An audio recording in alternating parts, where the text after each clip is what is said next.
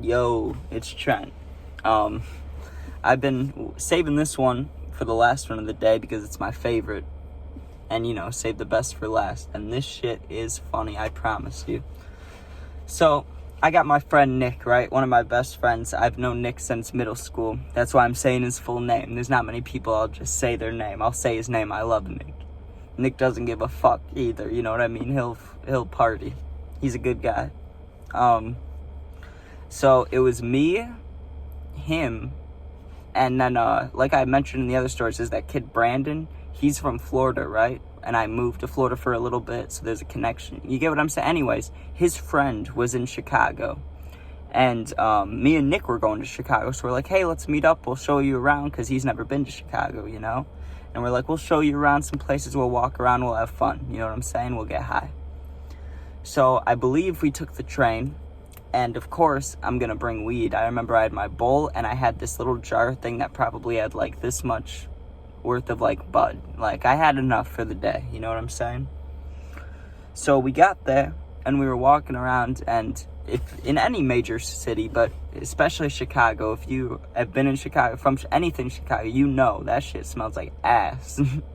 Like, not in every place. You go to Michigan Avenue, of course it's not going to smell like shit because it's all the rich people. You know what I'm saying? But you go down any regular street, there's going to be that shit coming from the underground. It just smells like ass.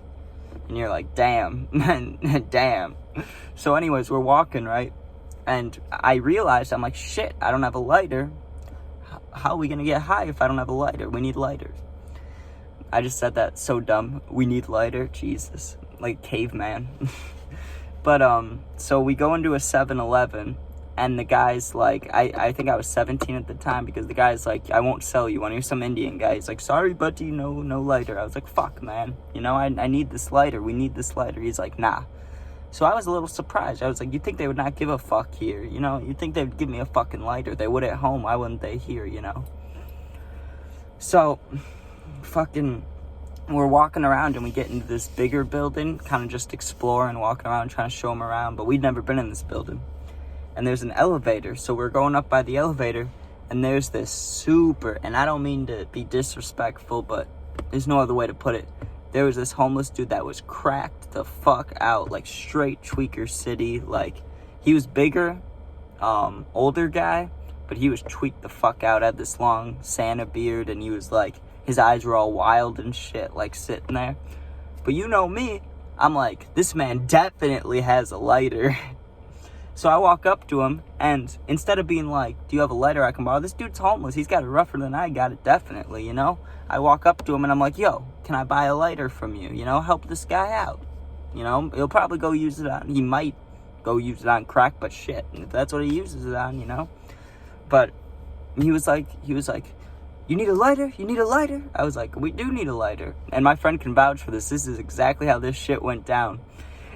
He pulls out this fucking green lighter, right? The ones you can see through, a real shitty one. And he's like, I'll give you this one for $2. And he does the little thing, and it's a fucking, he cracked it out, you know? The flame shot up like a foot in the air, dude. Like a flamethrower, mini flamethrower. I'm like, oh, this is our guy. I'm like, $2? Hell yeah. Lighters are like 90 cents. I don't fucking know, but this guy deserved the $2, you know? He was helping us kids out. And then he was talking to us, because I didn't want to just leave. I was like, so what's up, man? He was like, they wouldn't let you get a lighter. He's like, that's fucked up. And he's like rambling, and he kept saying that. He's like, man, I can't believe they wouldn't give you a lighter. And I'm like, I know, right? So anyways, we depart from him. We're like, hey, thank you, man. You know, have a good one. Hope the best for you. Walk away. Go outside. So we're trying to find somewhere to smoke. And I don't know what these are called exactly, but like I said, all I need is one person in here that's from Chicago, and you'll know what I'm talking about, or that's been there. When you're walking down the main streets, you know, and there's the bridges, you know how you can go down, like, not by the water, but, like, you can be, like, 5 or 10 feet above the water on, like, the little platforms on the side? That's where we were. That's where we were smoking and stuff, and there's, like, chairs and shit down there. And it's, like, a little walking path, probably. I don't know. But we were down there, packing bowls, getting high, right? And like the Bears game, right? My perspective fucking changed. So usually in Chicago, it's like, you don't have to, like, it depends where you are, obviously, but you got to keep a lookout. But you don't have to be like, always ready, you know what I'm saying? But you also, it's not fucking one of these little suburb towns. You need to be careful. You can't do something completely dumb and be reckless, because something bad might happen. You know, you guys know this shit. I just sound dumb. But anyways, so now I'm high, and I felt vulnerable, because I was like, I cannot protect myself right now, and I'm walking around high as fuck. And I had cotton mouth. And so I'm like, we need to get a drink. We go into this Starbucks. I get a water, dude. And I remember it was a little chilly out, but it wasn't too bad. But the ice water was making my hand so fucking cold. Like, absolutely frozen, man. And at one point, we got burgers, I think from McDonald's or it could have been Five Guys. It was Five Guys. Because it had the tin foil, you know? And I wrapped up probably 1/4 of the burger that was left. And I was like, damn, I really would give this shit to, like, a homeless person. But that's kind of fucked up. But they also might want it, you know what I mean?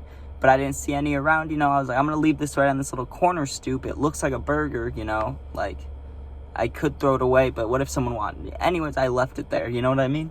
We walked around a bunch, like, hours. We came back after smoking some more, just walking around. That burger was still fucking there, bro. And that was funny. I looked at it and I was like, hell yeah, like that burger lasted. But then we just got on the train, and when you're on the way home from anywhere on the train and you're fucked up or anything, those sleeps hit different. You pass out on that train, you know, when you get on, it's always bright as fuck. You're like, god damn, those fluorescent lights or whatever. You're like, fuck. But then they dim them down or whatever. You put your head against that window, out.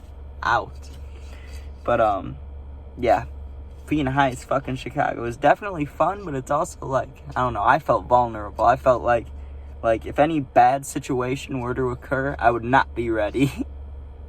But alright, thanks for listening, and there'll be more stories this week.